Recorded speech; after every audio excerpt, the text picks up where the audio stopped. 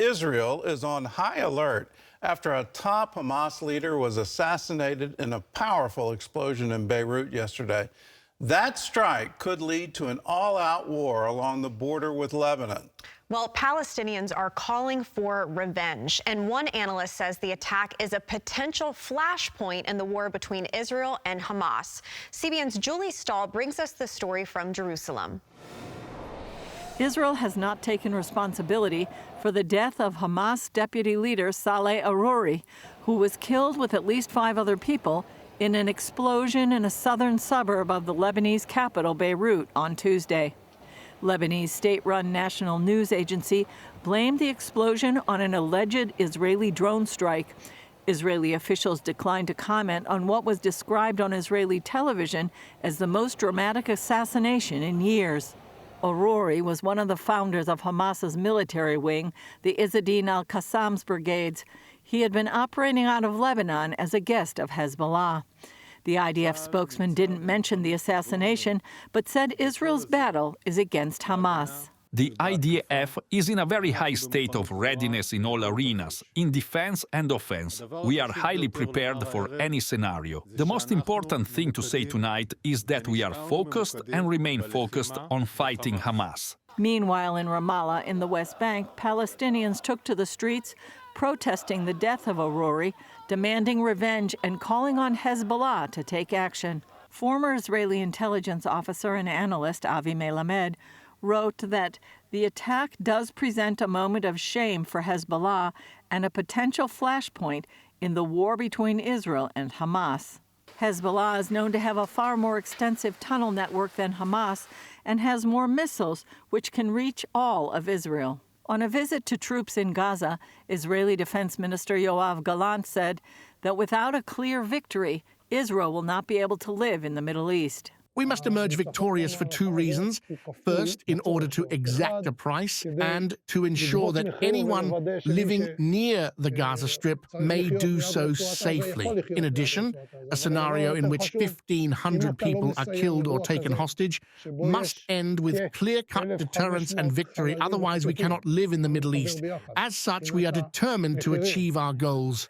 On the international front, Israel will defend itself against charges of genocide against Palestinians in Gaza at a hearing set for next week in a case that could be a landmark in international law.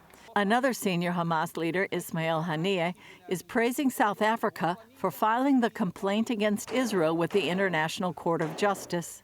I applaud all the positions of support, and especially here the state of South Africa, which filed a complaint with the International Court of Justice against the occupying state for its crimes against humanity, ethnic cleansing and genocide.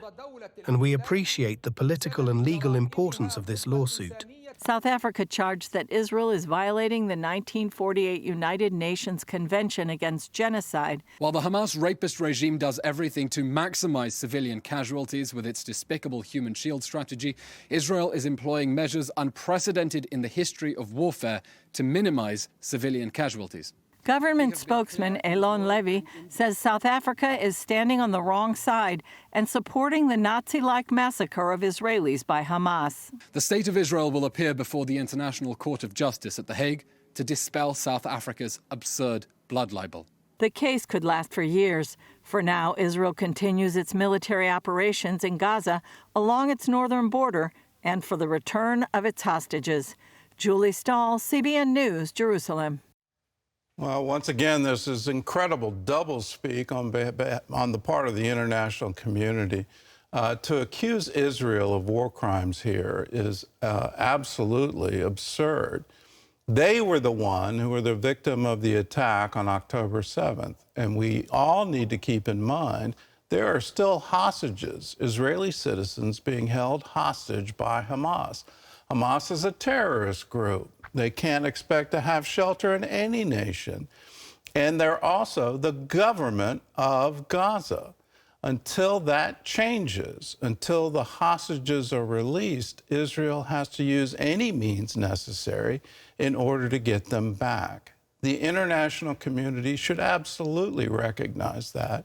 And I hope the Palestinian people start to recognize Hamas is their enemy too. This ideology to wipe Israel off the map, these chants of from the river to the sea, that's the chant for genocide. That's the chant for ethnic cleansing. Well, the attack by Hamas on Israel was only the first phase of a long-term plan by Iran to wipe out the Jewish state.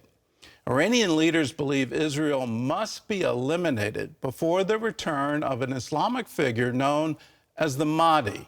Dale Hurd brings us that story.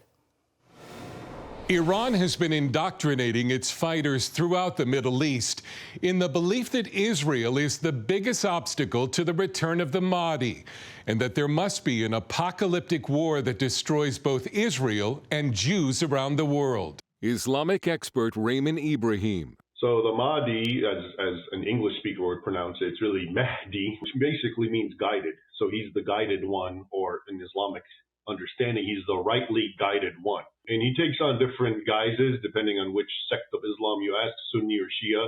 Sunnis, the majority of the world's Muslims, believe the Mahdi has not yet been born. The Prophet said, hadith is in Abu Dawood, a man shall come towards the end of times. His name will be my name, and the name of his father will be the name of my father, meaning Muhammad ibn Abdullah. Shia Islam, which is dominated by Iran, teaches that the Mahdi is already alive and has been hiding for over 1,000 years. Brother Rashid, a former Muslim, hosts a Christian program for Muslims called Daring Questions. The Shia Muslims, especially the Twelver Shiaism, they believe that he is the 12th Imam, and he was born around 868. So he just disappeared. He's still alive until today. His age is 1155, if you want to. So he's still living somewhere, and one day he will show himself. Muslims in Iran believe the Mahdi is hiding in this well in the Mosque of Jamkaran. Pilgrims peer down the well with flashlights, leave prayer requests for the Mahdi, and hope he will reappear. Muslims believe that when the Mahdi returns, he will be accompanied by Jesus, known in Islam as the Prophet Isa, to rid the world of evil. Iranian leaders have seized upon belief in the final battle before the Mahdi's return to motivate its military and allies to fight harder to destroy Israel. And a lot of the Islamic schools or jihadists are being indoctrinated by Iranian propaganda in Mahdiism. And again, it always centers around Israel and attacking and destroying Israel. Some believe in the next phase of its plan to wipe out Israel, Iran might initiate a multi-front attack through its heavily armed proxy armies in Lebanon, Syria, and Iraq. Ibrahim and Brother Rashid say the doctrine of the Mahdi's return means that any attempts by Israel to make peace with the Muslim world will ultimately prove to be futile. Israel is a threat to Muslims, to the Mahdi, to the coming of the Mahdi, so they have to be eliminated. There is no other solution. So I don't think Israel could ever have permanent peace unless Islam were to completely change itself and become not Islam, to be something completely different. And Ibrahim worries that Iran might be willing to use a nuclear weapon against Israel to ensure the return of the Mahdi. Dale Hurd, CBN News. Please understand the ideology behind the current attacks against Israel, because this ideology runs deep. You go back over 100 years ago, 120 years ago to Sudan. They had a claim. There was a rebel leader that claimed that he was the Mahdi.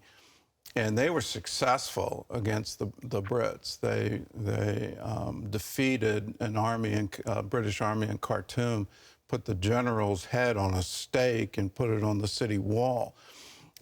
Their belief system requires Israel to be wiped off the map.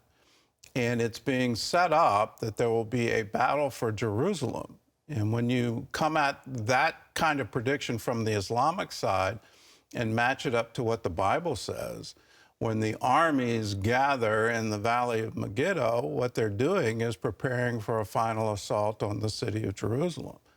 So we're seeing it line up.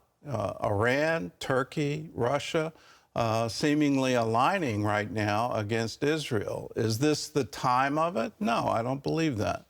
I think we aren't right yet in the last days, but we're certainly being set up for it. As Christians, we need to completely understand what the Muslims believe, what is forcing them to do this. And you just heard it from an expert. This won't go away until Islam fundamentally changes and no longer is Islam.